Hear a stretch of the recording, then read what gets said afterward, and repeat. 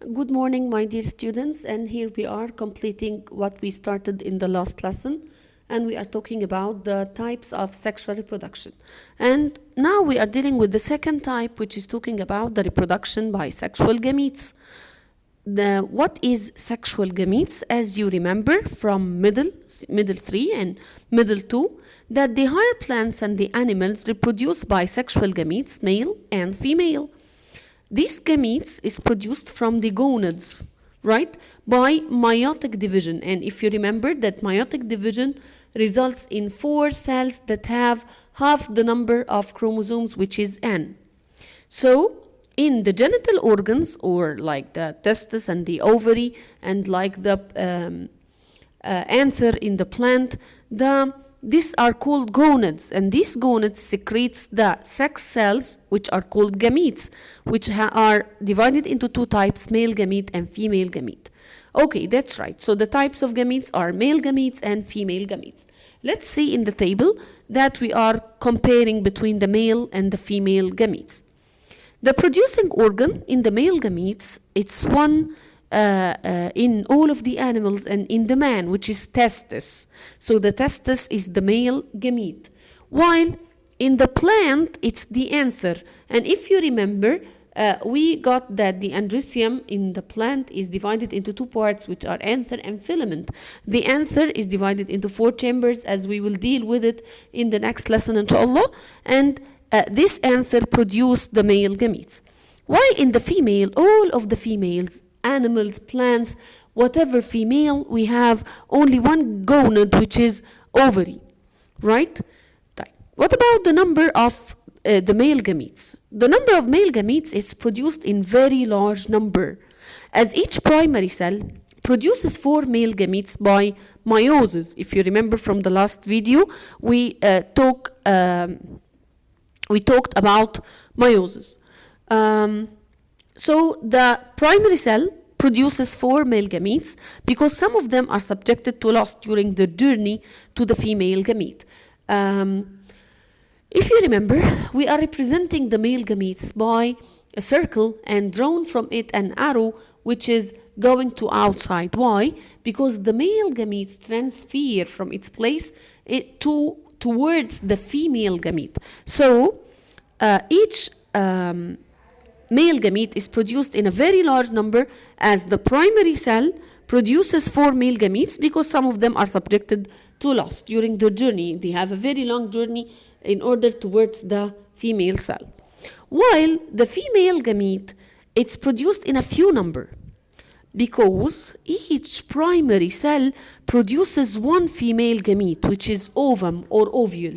What about the division by meiosis? We are producing 4 cells by meiosis, right? But in the female, we are having only 1 big ovum and 3 polar bodies, which degenerate because they lost all of their nutrients or their nutritive materials in order to produce the ova. So let's continue. What about the description? The male gamete is a pointed body.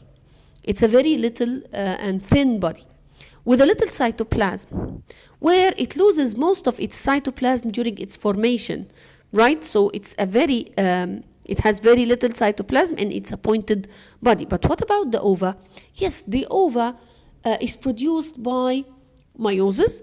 The 3 polar bodies degenerate as they lose all of their nutritive materials. So the ova absorbs all of the nutritive materials, and it is converted into spherical body full of cytoplasm, has very large amount of cytoplasm.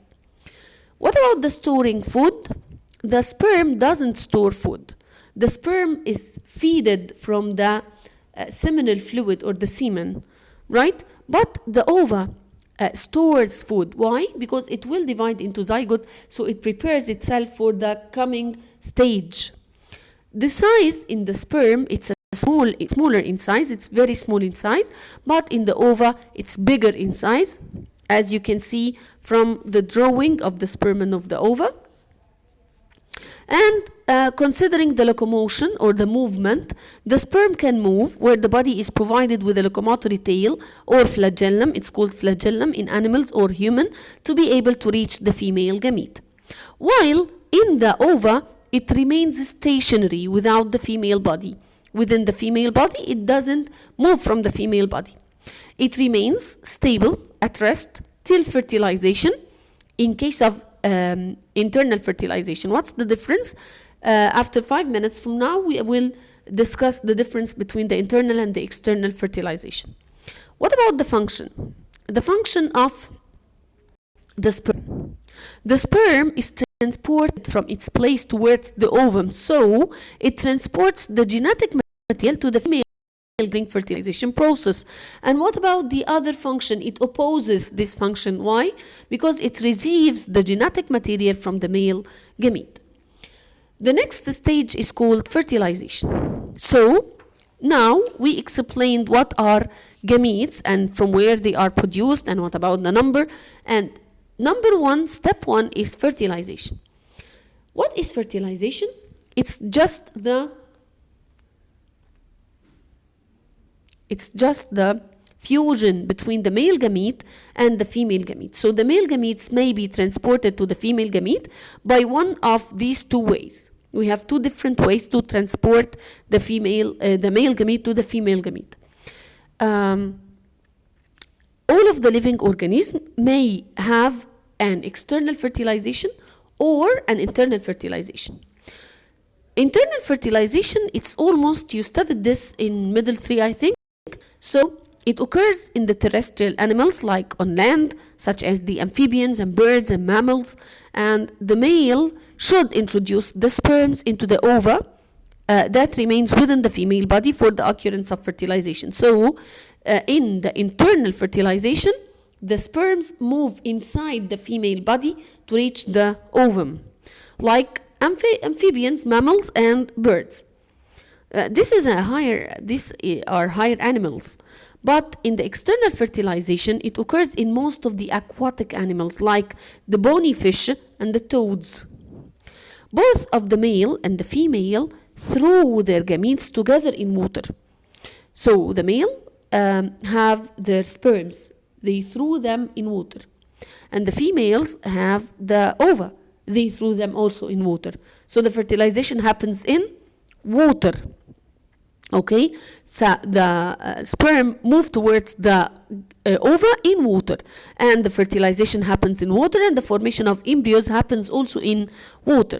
So the external fertilization, we have no meaning for the mating, as all of the processes are produced in water. But in the internal fertilization, the male and the female gametes are fused inside the female body, and the fertilization occurs inside the female body, and the production of the embryo is produced inside the female body. So they will have delivery or laying eggs if they are mammals or birds, right? And after this, we are having hint. In the scientific references, the transport of the male gametes to the female gametes is known as ejaculation process. What's ejaculation? It's the transportation of the male gamete to the female gamete, which may be, this ejaculation may be externally, as in the aquatic animals, or internally, as in the terrestrial animals. So what about the fertilization? The definition, as you can see in the paper, it's the fusion of the male gamete nucleus N with the female gamete nucleus N to form the zygote, which have 2N, the complete genetic material, which divides mitotically to form the embryo. So you can have a comparison between sexual and asexual reproduction in points. Please study them by heart. After this, we are going to deal with a very important type of sexual reproduction, which is the king of the sexual reproduction, which is called alternation of generation, and we were going to continue it in the second video. Thank you for listening. I wish you can understand every single part in this lesson because it's very important in the exams. See you soon and keep safe.